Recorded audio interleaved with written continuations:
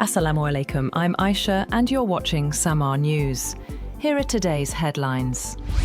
Iran has warned neighboring countries against joining what it calls a US economic war, threatening retaliation against states that support Washington's sanctions campaign. Mohsen Rezaieh, Secretary of Iran's Supreme National Security Council, said countries participating in economic restrictions would be considered enemies. He warned Tehran could initially seek dialogue, but would target the interests of countries that refuse to distance themselves from the United States. Rezaieh also warned that US military action could encourage more countries to pursue nuclear weapons, arguing that Iran's experience showed international safeguards had failed to prevent attacks. He further threatened possible disruption to oil shipments through the Persian Gulf and Strait of Hormuz, while saying Iran would adjust its military and diplomatic strategy based on lessons from the recent conflict.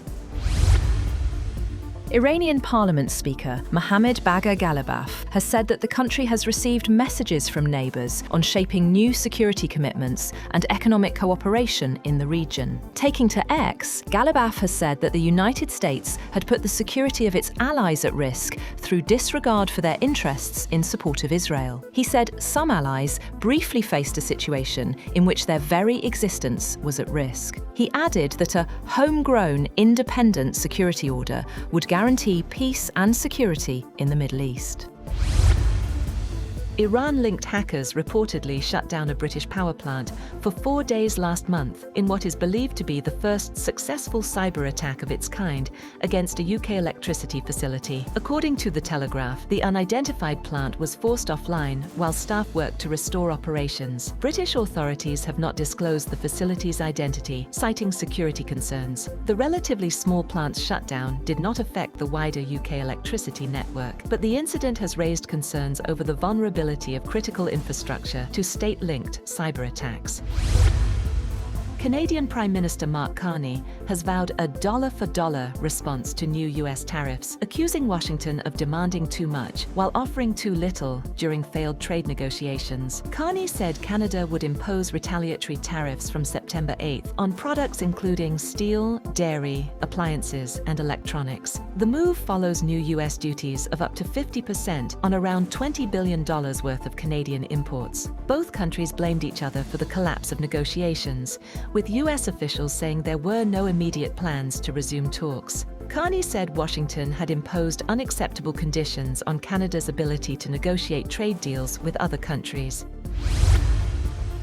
Bangladesh has indicated a willingness to explore joining the MACA Joint Defence Agreement involving Pakistan, Saudi Arabia and Turkey. Bangladeshi Foreign Affairs Advisor Humayun Kabir said Dhaka could consider participating in an economic or defence framework while prioritising its national interests and the changing global economic and trade environment. Speaking to state-run media, he said Bangladesh maintains a positive approach towards the possibility of joining an economic or defence framework involving the three countries.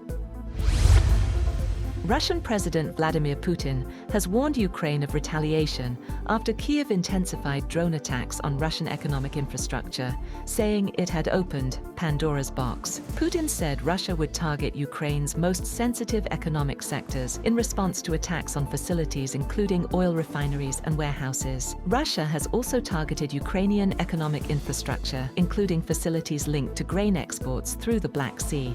Putin said the strikes had created challenges for Ukraine, but would not cause global food shortages.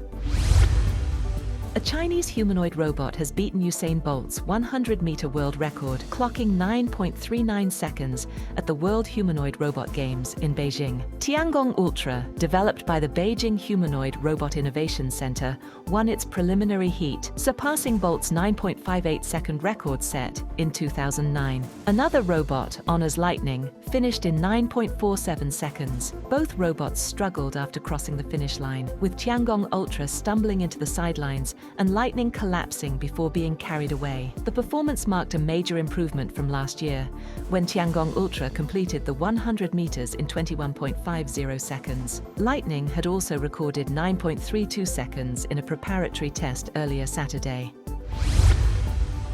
TikTok and its Chinese parent company ByteDance have agreed to a $400 million settlement to resolve the US Justice Department's allegations the short video app violated children's online privacy. The Justice Department sued TikTok and ByteDance in 2024 for allegedly failing to protect children's privacy and illegally collecting their information. Under the settlement, TikTok will pay $300 million immediately and an additional $100 million upon entry of an order vacating a prior consent decree entered against TikTok's predecessor, musical.lw. That's all for now.